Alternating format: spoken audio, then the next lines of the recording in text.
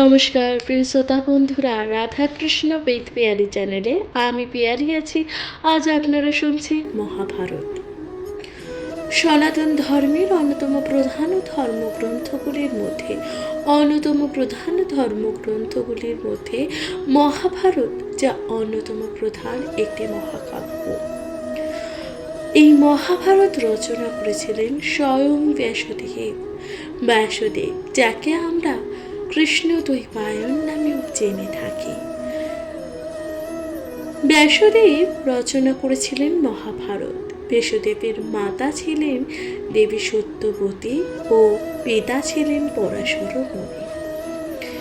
মহাকাব্যটি রচিত আছে মোট 1000-এর অধিক শ্লোক ও আছে মোট 18টি পর্বে বিভক্ত এই বিশাল মহাভারত। প্রিয় শ্রোতা বন্ধুরা, এই মহাভারতের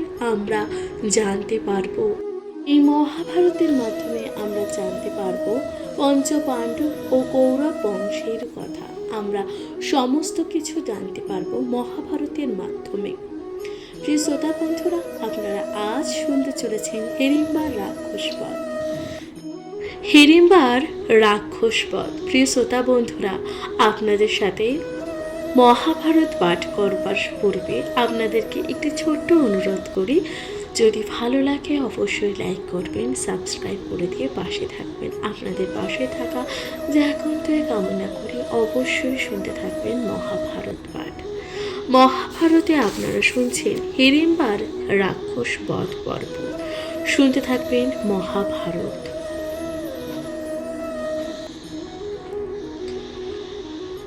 ভীম ও হিড়িম্বাতে হয় কথোপকথন, দূরে থাকি হিড়িম্ব কহেন নিরীক্ষণ। বসিয়াছে হিড়িম্ব করেছে নিরীক্ষণ, বসিয়াছে হিড়িম্বা ভীমের রুচি বাম দেখে। ভুবন মোহন রূপ বিদ্যুৎ ঝলকে, ভুবন মোহন রূপ বিদ্যুৎ ঝলকে। করপে বেরিয়া দিব্য কুসুমের মালে, মানিক প্রবাল মুক্তাহারে শোভে গেল। বসন ভূষণ দিব্য নূপুরুচি কঙ্কন, স্বর্গ বিদ্যাধরী মোহে নভিনুচি যৌবন। প্রিয় ভাষে যেমন দম্পতি কথা কয়, দেখিয়া হিড়িম্ব ক্রোধে জলে অতিশয়। ভগিনীরে ডাক দিয়া বলেন যে হিড়িম্ব, এই হেতু এতক্ষণ তোমার যে বিলম্ব। ধিক তোর জীবনে কুলের কলঙ্কিনী। মনুষ্য স্বামীতে লোভে করিল যে পাপিনী। মম ক্রোধ তোমার হইল পাশর, মম ভক্ষ ব্যাঘ্র তো করিল সে কারণ। এই হেতু আগে তোরে করিব যে সংহার। পশ্চাতে এসব জনে করিব যে আহার। এত বলি যায় হিড়িম্বারে মারিবারে। নয়ন লোহিত দন্ত কর্মর করে, ভীম বলে রাক্ষস রে তোর কি লাজ নাই। ভগিনীরে পাঠাইলি পুরুষের ঠাই, তুই পাঠাইলি তেই আসিল হেতায়। মদনের বশ হইয়া ভজিল যে আমায়, কাম পত্নী আমার হইল তোর সরা। মোর দিব্যমানে দুষ্ট বলিল যে দুর্ভাষা। মরিবারে চাহরে করিছ যে অহংকার। এই খনি পাঠাইব যে যমের দুয়ার। মম ভ্রাতা শুনাইয়া নিদ্রায় যে বিহ্বল। নিদ্রাভঙ্গ হইবে না করিস যে গোল। ভীমের বচনেতে ভীমের বচনেতে রাক্ষস নাহি না হে থাকে। ভীমের বচনেতে রাক্ষস যে নাহি থাকে। ঊর্ধ্ববাহু ঊর্ধ্ববাহু যায় মারিবারে হিড়িম্বারে। হাসিয়া কুন্তীর পুত্র দুই হাতে ধরে। হাসিয়া কুন্তীর পুত্র দুই হাতে ধরে। এক টানে লয় অষ্ট ধনুকছে অন্তরে। মহাবল রাক্ষস আপন হাতে কাড়ি। বৃকোদরে ধরিলে করিয়াছে আকারে। বায়ুর নন্দন ভীম বায়ুর নন্দন ভীম অতি ভয়ঙ্কর। বায়ুর নন্দন ভীম অতি ভয়ঙ্কর। পরম আনন্দ চার পাইলেছে সমর। মত্ত মৃগপতি যেন ক্ষুদ্র মৃগকে ধরে। পুনরূপী পুনরূপী টানিয়া লইল যে কত দূরে। দুইজনে টানাটানি ধরি ভুজে ভুজে। সন্ধ্যে সন্ধ্যে টানাটানি যেন গজে গজে। দুই মেষো যেন মুন্ডে মুন্ডে তাড়াতাড়ি। সঘনে সঘনে নিঃশ্বাস ছাড়ে দন্ত কর মুড়ি। দুই মত্ত সিংহ যেন করে সিংহনাদ। মেঘের নির্শন যেন বজ্রের নিনাদ। দোহাকার আস্ফালনে ভাঙ্গেছে বৃক্ষগণ। পালায় কানন বাসে ত্যাজিয়াছে কানন। কাননে পুষিল শব্দ দোহার যে গর্জন। নিদ্রাভঙ্গ হইয়া উঠিল যে পঞ্চজনে। বসিয়াছি হিড়িম্বা নিন্দিতা বিদ্যা ধরি। দেখিয়া বিস্মিত হইল ফোজের যে কুমারী। আচার্য দেখিয়া কুন্তী উঠি শীঘ্র গতি। মৃদু ভাষে জিজ্ঞাসেন হিড়িম্বার প্রতি। কে তুমি কোথা হইতে আইলা গোহেতা। অপ্সরী নাগনী কিবা বনের যে দেবতা।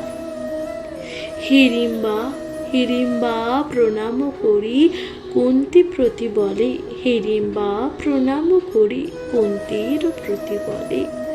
জাতিতে রাক্ষস আমি নিবাস এ স্থলে। অর্থাৎ শুনুন, এই যে এতক্ষণ অবধি আপনারা শুনলেন হিড়িম্বা রাক্ষসের কথা। অর্থাৎ হিড়িম্বাকে খুঁজতে খুঁজতে তার ভাই যখন বনের মধ্যে আসলো। এবার বনের মধ্যে এসে তার দেখা হলো কার সাথে? ভীমের সাথে। ওই হিড়িম্ব রাক্ষসের সাথে দেখা হলো ভীমের। এবার ভগিনীকে ডাক দিতে দিতে হিড়িম্ব রাক্ষস এসে দেখলো কাকে? ভীমের সাথে সে তার ভগিনী অর্থাৎ হিড়িম্বা তখন কথা বলছে। এটা দেখে হিড়িম্ব রাক্ষস অত্যন্ত রেগে গেলেন।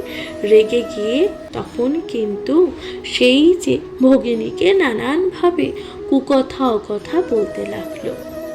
এটা দেখে তখন ভীম বললেন যে নিজের দাদা হয়ে কিভাবে নিজের বোনকে এই জঙ্গলের মধ্যে শিকার খোঁজার জন্য বেরিয়েছ এবং সে আমার কাছে এসে আমার সামনে এসে দাঁড়িয়েছে এবং তার আমাকে দেখে খুবই পছন্দ হয়েছে।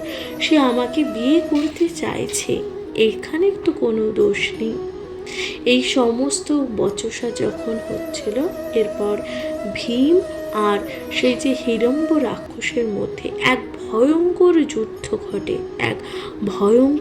যুদ্ধ ঘটে এবং তাদের মধ্যে সেই যুদ্ধে এবার কি করলো, সেই যে হিড়িম্ব যে রাক্ষসকে বধ করলো, কে?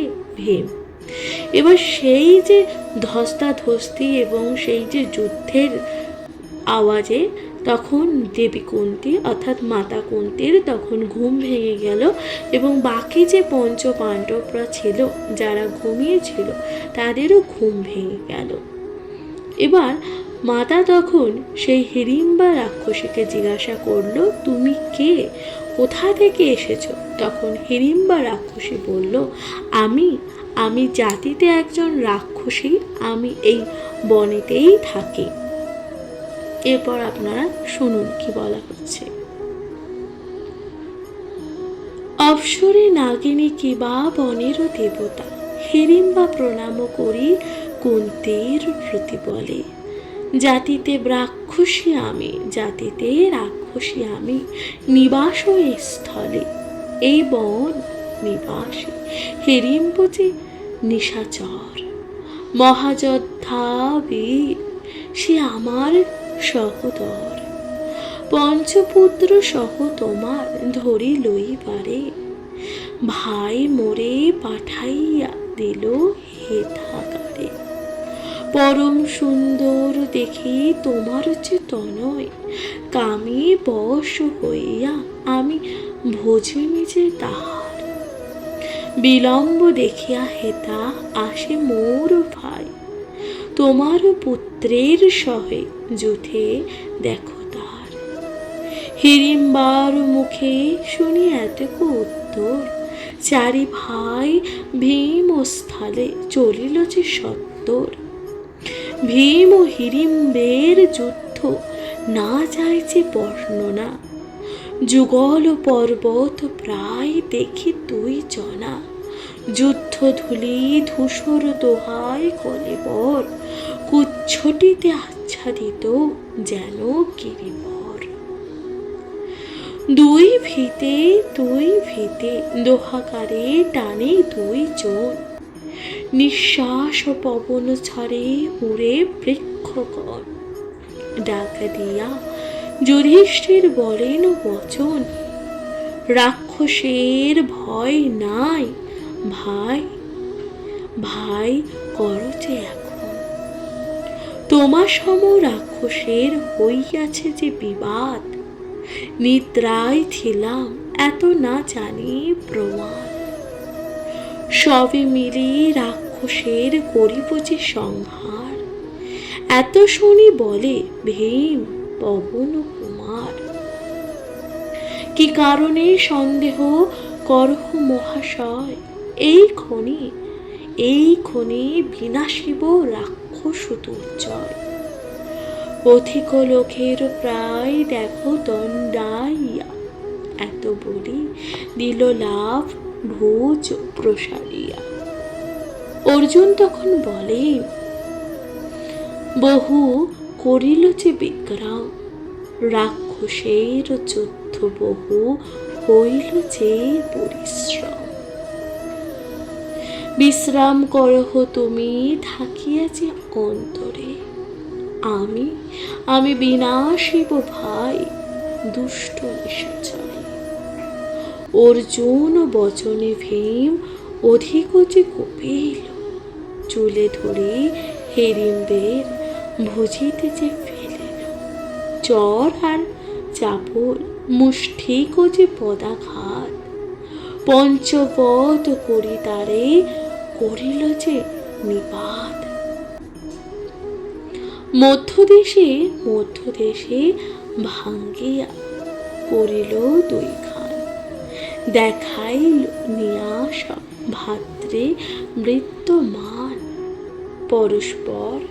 পরস্পর আলিঙ্গন পঞ্চ সহোদর, প্রশংসিল ভাদ্রী সহ বীর বৃকধর।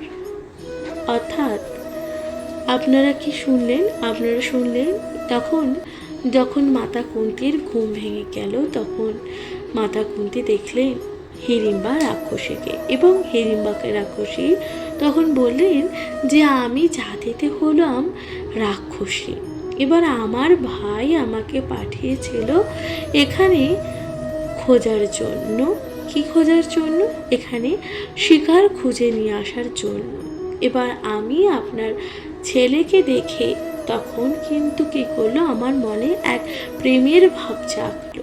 আমার আপনার ছেলেকে দেখে অত্যন্ত ভালো লাগলো, আমি তাকে বিবাহ করতে চাই। এই কথা তখন হিড়িম্বা রাক্ষসী কাকে বললেন? মাতা কুন্তিকে বললেন। এবং এটাও সাথে বলল যে আমার ভাই আমাকে খুঁজতে খুঁজতে এই জঙ্গলের মধ্যে এসেছে এবং তার সাথে আপনার ভীম অর্থাৎ আপনার ছেলের এক ভয়ঙ্কর যুদ্ধ হচ্ছে সেই স্থানে। এই কথা শুনে পঞ্চপাণ্ডব সেই স্থানে ছুটে গেল। ছুটে গিয়ে দেখে যে ভীমের সাথে সেই হিড়িম্ব রাক্ষসের এক বিশাল ভয়ঙ্কর যুদ্ধ হয়েছে এবং কুচ্ছটিকের মতন পুরো চারিদিকে লণ্ড ভণ্ড অবস্থায় পড়ে আছে। এই সমস্ত দেখে তখন তার ভাইয়েরাও তাকে সাহায্য করতে চাইল, কিন্তু ভীম তখন বলল যে না, আমি একাই এই রাক্ষসকে বিনাশ করতে পারবো। এরপর বলা হচ্ছে, প্রশংসীল ভাতৃ সববীর বৃকোদর। অর্জুন বলিল, চাহিয়া যুধিষ্ঠিরে এই তো নিকটে গ্রাম আছে নহে দূরে। এই সমাচার যদি শুনে কোনো জনে, লোকমুখে বার্তা তবে পায় যে দুর্যোধন। সে কারণে ক্ষণিক না রহিতে যুথায়, শীঘ্র চলো অন্য স্থান ত্যাজিয়া হেতায়। এই বিবেচনায় পঞ্চপাণ্ডব মাতাসহ শীঘ্রগতি করে গমন। হিড়িম্বা চলিল তবে কুন্তীর সংগতি। হিড়িম্বা দেখিয়া ক্রোধে বলেন মারুতি, সহজে রাক্ষস জাতি নানা মায়া ধরিয়া মোহিনী বেশ ভাণ্ডে সভাকারে। আপন স্বভাব কপু ছাড়িতে না পারে, সময় পাইলে আমা পারে মরিবারে। সহজে ভ্রাতার বৈরী সাধিবারে মরে, আমার সংহতি এ চলিল সে কারণে। এক চরে করি তোমায় ভ্রাতার সংহতি, এত বলি মারিবারে যায় মহামতি। যুধিষ্ঠির বলে, ভীম নহে ধর্মাচার, অবাধ্য স্ত্রী জাতি কেন করিবা সংহার। অর্থাৎ যখন সেই হিড়িম্ব রাক্ষসকে বধ করলো এবং তখন পঞ্চপাণ্ডবরা এটা সিদ্ধান্ত নিল যে এই স্থান অবশ্যই ত্যাগ করা উচিত, কারণ এই স্থানে থাকলে দুর্যোধনের কাছে অবশ্যই খবর চলে যাবে যে আমরা এখন এই স্থানে আছি, কারণ আশেপাশে কোনো গ্রাম থাকবে বা লোকাশয় অবশ্যই থাকবে, সেই মারফত দুর্যোধনের কাছে অবশ্যই খবর চলে যাবে। এই কারণে আমাদেরকে অতি অবশ্যই কিন্তু আমাদের এই স্থান ত্যাগ করতে হবে। তখন পঞ্চপাণ্ডব এবং মাতা কুন্তিকে নিয়ে ওই স্থান ত্যাগ করে যখন চলে যেতে লাগলো, সেই সঙ্গে সঙ্গে হিড়িম্বাও তাদের সাথে যেতে লাগলো। এটা দেখে মারুতি অর্থাৎ খুব রেগে গিয়ে বলল, রাক্ষসের জাতি রাক্ষসের মতনই হয়, রাক্ষস কখনো মানুষের মতন হতে পারে না, সে সুযোগ পেলেই নরখাদক হবে, অর্থাৎ আমাদের বধ করার চেষ্টা করবে। এ কথা বলল। নানান রকমভাবে হিড়িম্বাকে অকথা কুকথা এবং নানান রকমভাবে কষ্ট দিলেন।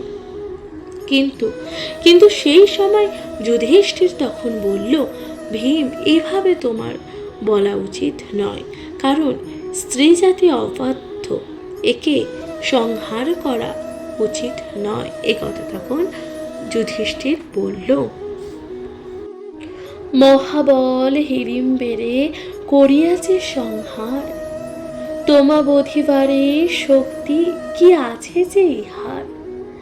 যুধিষ্ঠির বচনে বহিল বৃকদর, হিড়িম্বা কুন্তীরে কহে ইহারও কাতুর। কায় মনোবাক্য মোর সত্য যে অঙ্গীকার, তোমা বিনা গুরু মোর গতি নাহি যে আর। তোমারে না ভুলাইয়া প্রপঞ্চ বচনে, স্ত্রীলোকের মর্ম পীড়া জানহ যে আপনি। কাম বশ হইয়া আমি অজ্ঞান হইল, আপন কুলের ধর্ম ভাতৃ ত্যাগ যে হই। সব ত্যাগে ভজিলাম তোমারে, তোমার যে নন্দনে। এক্ষণে অনাথ আমি নিলাম যে শরণে। শরণাগতের ক্রোধ না হয় যে উচিত, আপনি করহ দয়া দেখিয়া যে দুঃখিত। সদাই সেবিতে সদাই সেবিব আমি তোমার চরণে, বহু সংকটে আমি উদ্ধারিব বনে। আজ্ঞা করো আমায় ভজিবারে বৃকদরে, নহিলে ত্যাজিব প্রাণ তোমার গোচরে। অর্থাৎ তখন হিড়িম্বা অত্যন্ত আকুতি মিনতি করলো, অত্যন্ত কাকুতি মিনতি করে বৃকদর অর্থাৎ ভৃঙ্গে বলতে লাগলো, আমাকে দয়া করে তোমার সাথে নিয়ে চলো, আমি তোমার কোনো অনিষ্ট হতে দেব না। এই যে তোমরা জঙ্গলের মধ্যে দিয়ে যাবে, তাতে তোমাদের নানান রকম বাধা বিঘ্ন আসবে, সে সমস্ত বাধা বিঘ্নকে আমি ঠিক করে দিতে পারি, তাই আমাকে অবশ্যই নিয়ে চলো তোমাদের সাথে। এই কথা তখন বলতে লাগলো। আর এটাও বললো, হিড়িম্বা আমাকে যদি না নিয়ে যাও তাহলে আমি এখনই তোমার চরণে নিজের প্রাণ ত্যাগ করতে রাজি আছি। এত বড় কথা হিড়িম্বা বললেন। কৃতাঞ্জলি করি আমি করি যে বিনয়, কুন্তী দেবী শুনি তবে দ্রবিল হৃদয়। কুন্তী দেবী ডাকাইয়া বলিল যুধিষ্ঠিরে, হিড়িম্বা সত্য হইল বৃকদর বীরে। হিড়িম্বা কাতর বাণী শুনিয়া তখন, দয়াময় যুধিষ্ঠির কহেন তখন। সত্য বলে হিড়িম্বা নাথিক হইতে হান, শরণ লইলে জনে করি তার ত্রাণ। চলি যায় হিড়িম্বা লইয়া যে বৃকদরে, যথা সুখে ক্রিয়া করে বনের ভিতরে। পুনরপি আমা সভা নিকটে মিলিবা, আপনার সত্য বাক্য কভু না লঙ্ঘিবা। ধর্মের পাইয়া আজ্ঞা অতি হৃষ্ট মন, ভীমলয়ে হিড়িম্বা চলিল যে ততক্ষণ। অর্থাৎ কি করলো, এই যে হিড়িম্বা রাক্ষসী অত্যন্ত কাকুতি মিনতি করে বলতে লাগলেন, এটা দেখে মাতা কুন্তীর হৃদয় গলে গেল। তখন মাতা কুন্তী যুধিষ্ঠিরকে ডেকে জিজ্ঞাসা করলো কি করা উচিত। তখন যুধিষ্ঠির বলল, ভীমের সাথে হিড়িম্বার বিবাহ দিয়ে দেওয়া উচিত।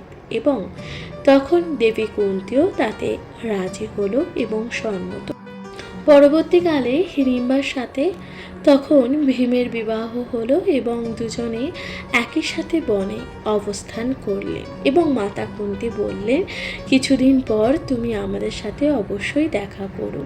এই কথা তখন বলে মাতা কুন্তী যে 4 জন পাণ্ডবকে নিয়ে অন্যত্র গেলেন এবং ভীম তখন একান্তে হিড়িম্বার সাথে সহবাস করতে লাগলেন। এরপর কি বলা হচ্ছে শুনতে থাকো। আপনার সত্য বাক্য কভু না লঙ্ঘিবা, ধর্মের পাইয়া আজ্ঞা অতি হৃষ্ট মন। ভীমেলয় হিড়িম্বা চলিল যে ততক্ষণ, শূন্য পথে লইয়া চলিল যে নিশাচরে। নানা পথ উপবনে ভ্রমে ক্রিয়া করি, যথা মন করে তথা যায় মুহূর্তে। নদ নদী মহাগিরি ভ্রমলছে কৌতকে, নিত্য নিত্য নববেশে ধরে অনুপম। হেনমতে করে বহু ক্রিয়া অবিশ্রাম, কতদিনই ঋতুযোগ হইল গর্ভবতী। ভয়ঙ্কর মূর্তি পুত্র হইল যে উৎপত্তি, জন্ম মাত্রই যুবক হইল সেই মহাবীর। যক্ষ রক্ষ সুরাসুর বিপুল যে শরীর, বিবিধ বচন বিবিধ বরণ কটক ঘট স্থূলাকার। ঘটোৎকচ নাম তে ভীমের কুমার, মহাবলবান হইল হিড়িম্বা নন্দন। ইন্দ্রের একাগ্নি শক্তির যে হবে ভাজন। ঘটোৎকচ মাতৃসহ মন্ত্রণা করিয়া কৃতাঞ্জলি কহে দোহে দণ্ডবত হইয়া। আজ্ঞা করো যাব আমি আপন আলয়, স্মরিলে আসিব এই রহিব যে নিশ্চয়। আজ্ঞা পেয়ে মায়ে পুত্রে করিল যে গমন, উত্তর দিকেতে গেল আপন ভবন। অর্থাৎ সেই যে ভীমের সাথে কার হিড়িম্বা রাক্ষসের বিবাহ হলো এবং তারা একান্তে কিছুদিন সময় অতিবাহিত করতে শুরু করে দিল। সেই সময় অতিবাহিত করার সময় তখন রাক্ষসী অর্থাৎ হিড়িম্বা তখন গর্ভবতী হয়ে পড়লেন এবং তার গর্ভে এক পুত্র সন্তানের জন্ম হলো। সেই সন্তান জন্মানোর সাথে সাথেই সে কিন্তু পূর্ণ বালক রূপে জন্মালো, অর্থাৎ সে কিন্তু একেবারে শিশুকাল অবস্থায় কিন্তু জন্মায়নি, সে একেবারে বালক রূপে জন্মগ্রহণ করল। এবার সেই যে বালক তাকে দেখতে এমনই স্থূলকার, তার ঘটের মতন আকৃতি বলে তার নাম হলো ঘটোৎকচ। সে ছিল ভীমের মতন শক্তিশালী ও হিড়িম্বার নন্দন। এই কারণে তাকে ঘটোৎকচ বলা হয়েছে। এবার হিড়িম্বা রাক্ষসী তার সন্তান ঘটোৎকচকে নিয়ে চলে গেলেন অন্যত্র। উত্তর দিকে তারা নিজেদের যে আপন ভবন সেখানে তারা চলে গেলেন। এরপর কি হলো শুনতে থাকুন। পাণ্ডবেরা চলিলেন সংহতি জননী, এক স্থানে না থাকে একই রজনী। পরিধান বলকল শিরে শোভে জটাভার, কোথাও ব্রাহ্মণ কোথাও তপস্যের আকার। পথে লোকজন দেখি লুকায়েন বনে, শীঘ্র গতি যান যথা কেহ নাহি জানে। অর্থাৎ এরপর পঞ্চপাণ্ডব তখন অন্যত্র অন্য জায়গায় তখন ঘুরে বেড়াতে লাগলো। এক এক জায়গায় এক এক রকমভাবে অবস্থান করতে লাগলে যাতে লোকচক্ষের আড়ালে থাকে। কোনো মানুষজন দেখলেই তারা লুকিয়ে পড়ছে যাতে কোনো মানুষ তাদের সন্ধান না পায়। তিগর্ত পাঞ্চাল মৎস্যাদি যত দেশ, ভ্রমিলাম বহু ক্লেশ করিয়া বিশেষ। হেনমতে ভ্রমেণ যে পাণ্ডুপুত্রগণ, আচম্বিতে আইলেন ব্যাস তপোধন। ব্যাসে দেখি কুন্তী দেবী পুত্রের সহিত, কৃতাঞ্জলি প্রণমিলা দাঁড়াইল যে অকৃতে। ব্যাসেরও সাক্ষাতে কুন্তী করেন ক্রন্দন, বহু বিলাপিয়া দেবী বলেন যে বচন। অর্থাৎ তারা সমস্ত জায়গায় ঘুরতে ঘুরতে অবশেষে পৌঁছালো ব্যাসদেবের আশ্রমে। এবার ব্যাসদেবকে দেখে দেবী কুন্তী অত্যন্ত ক্রন্দন অর্থাৎ কেঁদে ফেললেন। এবার কেঁদে ফেলে তার যে এতদিনের দুঃখ কষ্ট ব্যাসদেবকে বলতে লাগলেন। এবার ব্যাসদেব কি বলছেন শুনুন। নিবর্তিয়া তার ব্যাস কহিলেন বাণী, আমারে কি বলো ইহা, সব আমি জানি। অধর্ম করিল ধৃতরাষ্ট্রের পুত্রগণ, অনেক অনেক সংকটে ভ্রমিলা বনে বনে। যত কইল অগোচর নাহিক যে আমার, সে কারণে দেখিবারে এলাম যে হেতায়। দুঃখ নাহি ভাবিও বধূ, স্থির করো মন, অচিরে হইবে তব দুঃখ বিমোচন। অর্থাৎ ব্যাসদেব তখন বললেন, আমার যে কিছু অজানা নেই, আমি তো সমস্ত কিছুই জানি। কারণ কারণ এই যে কারণ এই যে ধৃতরাষ্ট্রের পুত্রগণ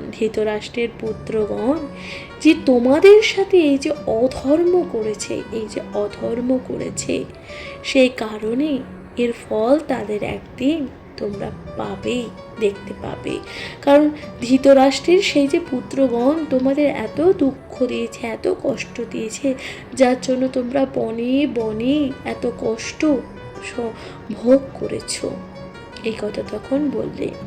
এবং ব্যাসদেব বললেন, দুঃখ পেও না বধূ, অর্থাৎ কুন্তিকে বললেন, দুঃখ পেও না বৌমা, তুমি দুঃখ পেও না। এই যে ধৃতরাষ্ট্রের পুত্ররা যে কর্ম করেছে, তারা এই কর্মের ফল অবশ্যই পাবে। মম অগোচরে নাহি সব জানি আমি, ধর্ম বলে বাহু বলে জিনিবে সকলে। বিভব করিব সাগারান্ত ভূমণ্ডলে। এখনই যে বলি আমি শোনো সাবধানে, বহু দুঃখ পেলে বহু ভ্রমিয়া কাননে।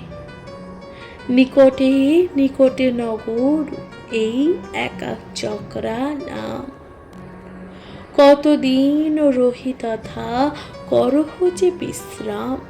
গুপ্ত বেশে এইখানে থাকো 6 জনে, তাবৎ থাকো আমি না আসি যতদিনে। এত বলি ব্যাস সবে লইয়া সংহতি, নগরে ব্রাহ্মণ গৃহে দিলেন যে বসতি। ব্রাহ্মণের গৃহে রহিলেন 6 জন, স্বস্থানে গেল ব্যাস মহাতপোধন। অর্থাৎ এই সমস্ত কথা তখন ব্যাসদেব বললেন যে আমি সমস্ত কিছু জানি। আমি জানি যে দুর্যোধন তোমাদের কত কষ্ট, কত যন্ত্রণা দিয়েছে। যাই হোক, তোমরা এখন আমার আশ্রমে থাকো, তোমরা আমার আশ্রমে বিশ্রাম করো।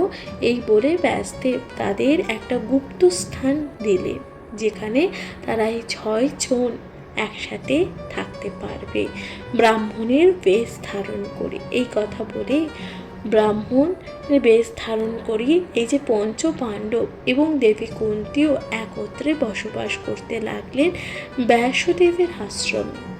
এবং ব্যাসদেব চলে গেলেন অন্যত্র তপস্যার উদ্দেশ্যে।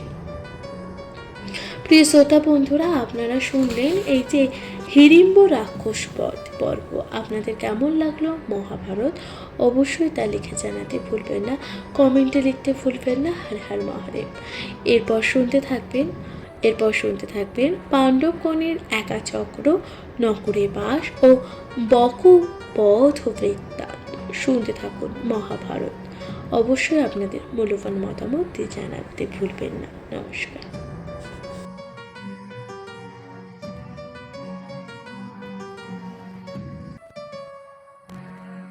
নমস্কার প্রিয় শ্রোতা বন্ধুরা, রাধাকৃষ্ণ বিদ পিয়ালি চ্যানেলে আমি পিয়ালি আছি। আজকে আপনারা শুনছেন আদি পর্বে আপনারা শুনবেন পাণ্ডবগণের একচক্রা ও নগরে বাস ও বকু বধ বৃত্তান্ত। শুনতে থাকুন মহাভারত। অজ্ঞাতে ব্রাহ্মণ গৃহে পাণ্ডুপুত্রগণ, নগরে ভ্রমণে নৃত্য ভিক্ষার যে কারণ। ভিক্ষা করে আসি সবে দিবা অবসানে যে কিছু পায়েন দেব জননীর স্থানে। জননী জননী করেন পাক ও দেন সবাকারে, অর্ধেক পাটিয়া দেন বীর বৃকদরে।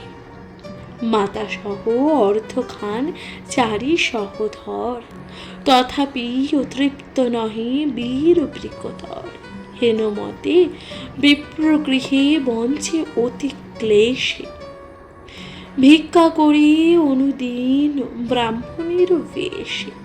একদিন গৃহীতে রহিল বৃকদর, একদিন গৃহীতে রহিল বৃকদর। ভিক্ষাতে গেলেন আর চারি সহোদর।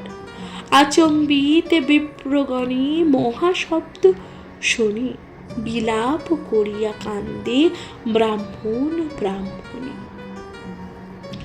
করুণ হৃদয়া কুন্তি সহিতে না পারি, কহেন নিকটে বিকদরে ডাকিয়া। এতদিন বিপ্রগণে আছি যে অজ্ঞাতে, পরম সাহায্য বিপ্র করিল যে বিপত্তি। এখন বিপদগ্রস্ত হইল যে ব্রাহ্মণ, অবশ্যই বিপদে তারে করহ এ ব্রাহ্মণ। অর্থাৎ কি হলো, এই যে পঞ্চপাণ্ডব অজ্ঞাতবাস করছেন এবং তারা গুপ্ত অবস্থায় রয়েছে কোথায়? ব্যাসদেবের আশ্রমে। এবার তারা তখন কিভাবে জীবিকা অর্জন করছেন? ভিক্ষা করে তারা যা খাবার নিয়ে আসছেন তারা তা নিজেদের মধ্যে ভাগ করে খাচ্ছে। অর্থাৎ যেইটুকু খাবার আনছে তার অর্ধেক দিচ্ছে ভীমকে, আর বাকি যে অর্ধেক তা বাকি কুন্তী সহ চার ভাই তা খাচ্ছে নিজেদের মধ্যে। তবু ভীমের পেট তবু ভরছে না এই কথা শুনে। এবার একদিন কি হলো, একদিন সেই যে সন্ন্যাসীর বেশ, অর্থাৎ তারা যে ব্রাহ্মণের বেশ ধারণ করে যে ব্যাসদেবের আশ্রমে আছে, সেখানে উপস্থিত থাকা সেই যে ব্রাহ্মণী একদিন কান্না করতে লাগলো। এবার হঠাৎ করে কান্না করছে, এই কান্নার কারণ তখন দেবী কুন্তী তখন জিজ্ঞাসা করতে গেলেন। অবশ্যই বিপদে তারে করহ রক্ষণ, উপবাসী উপকারী জনে যে সাহায্য করে আমার। পরলোকে পাপ হয় অযশ সংসার। ভীম বলিলেন, মাতা জিজ্ঞাসা ব্রাহ্মণ রে, শক্তি অনুসারে রক্ষা করিব যে তৎক্ষণে। ভীমের আশ্বাস পেয়ে জান কুন্তী দেবী, বৎসরের বন্ধনে যেন ধায় সে সুরভি। ব্রাহ্মণের ঘরে কুন্তী করেন গমন, দেখেন ব্যাকুলা হইয়া কাঁদিছে যে ব্রাহ্মণ। অর্থাৎ কুন্তী দেবী এই কথা তার পুত্রদের সাথে তখন আলোচনা করতে লাগলো, এই ব্রাহ্মণের অবশ্যই আমাদের উপকার করা উচিত। এই কথা শুনে বিকদর অর্থাৎ ভীম তখন বললেন, যাও মাতা, কি সমস্যা?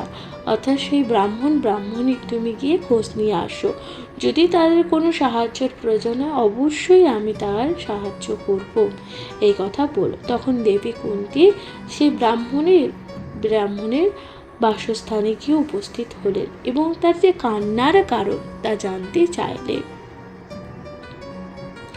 এই হেতু পূর্বে কত বলিল যে তোমারে, রাক্ষসের উপদ্রব যে দেশে হয়, সেই দেশে বসতি কভু উপযুক্ত যে নয়। পিতা মাতা স্নেহে তুমি লঙ্ঘিবা বচন, তাহার উচিত দুঃখ পাইয়াছে এখন। কি করিব উপায় না দেখি যে ইহার, কোনো বুদ্ধি করিব না দেখি প্রতিকার। অর্থাৎ তখন সেই ব্রাহ্মণী বললেন যে কি করব, কি বলবো, যে রাজ্যে যে দেশে এই যে রাক্ষসের উপদ্রব হয়, অর্থাৎ এই যে রাক্ষসের উপদ্রব হয় সেখানে তো বাস করা খুবই কঠিন। এই কথা তখন বলতে লাগলেন কাকে? দেবী কুন্তীকে। তখন দেবী কুন্তী বললেন, বিশেষ বালক পুত্র আছে যে তোমার, তোমার বিনা মুহূর্তে না যেবে কুমার। অরণ্যের প্রায় দুঃখ হবে তোমা বিনা, জীবন্তে হইবা মরা তোমার মরণে। আপনা রহিবা আপনা রাখিবা তোমায় দিব রাক্ষসের, অপযশ হবে আমা সংসার ভিতরে। অপূর্ব সুন্দরী অপূর্ব সুন্দরী এই কন্যা সুবদনী কন্যারে রাক্ষসে দিলে কুশস কুযশ কাহিনী। কন্যা জন্ম হইলে পিতৃলোকে করে আশ, দান কইল চিরকাল হয় যে স্বর্গবাস। ইহা লইয়া দিব আমি রাক্ষস ভক্ষণ, ধিক ধিক তবে মোর কি কাজ যে জীবনে। এই কথা তখন বলতে লাগলেন সেই ব্রাহ্মণ ও ব্রাহ্মণী, যে আমার কন্যাকে আমি কিভাবে সেই রাক্ষসের হাতে তুলে দেবো, তাতে তো আমার এই যে নাম যশ তাতে একেবারে নষ্ট হয়ে যাবে। এই কথা তখন বলল, সকলে আমাকে ধিক্কার দেবে। তখন এই কথা বলতে লাগলো ব্রাহ্মণ ব্রাহ্মণী কাকে, দেবী কুন্তীকে বলতে লাগলেন, আপনি যাইব আমি রাক্ষসের স্থানে, এত বলি কান্দে দ্বিজ সজলে নয়নে। ব্রাহ্মণী বলেন, প্রভু কেন দুঃখ ভাব, তোমরা থাকো সুখে আমি তথা যাব। তুমি যদি যাও তথা একে হবে আর, একেবারে মরিবে সকল পরিবার। তখন কুন্তী দেবী বলল যে তুমি কেন এই কথা বলছো, এই যদি যেতে হয় সেই রাক্ষসের কাছে, রাক্ষসের খাদ্য যদি হতে হয় তাহলে আমি যাব। তোমরা যদি কেউ চলে যাও মারা যাও তাহলে তোমাদের যে সংসার পরিবার তা ভেঙে যাবে। এই কথা তখন দেবী কুন্তী বলতে লাগলেন। প্রিয় শ্রোতা বন্ধুরা, আপনারা শুনলেন, আপনারা শুনতে চলেছেন এই যে পাণ্ডবগণের এক চক্র নগরে বাস ও বকবধ বৃত্তান্ত পর্ব। প্রথম পর্ব আপনারা শুনলেন, আশা করছি তা আপনাদের ভালো লাগলো। আপনাদের কেমন লাগলো মহাভারত পাঠ অবশ্যই তা লিখে জানাতে ভুলবেন না, কমেন্টে লিখতে ভুলবেন না। হর হর মহাদেব। শুনতে থাকুন মহাভারত পাঠ। আজকের মতো জানাচ্ছি বিদায়। ভালো থাকবেন, সুস্থ থাকবেন, অবশ্যই লিখে জানাবেন। নমস্কার।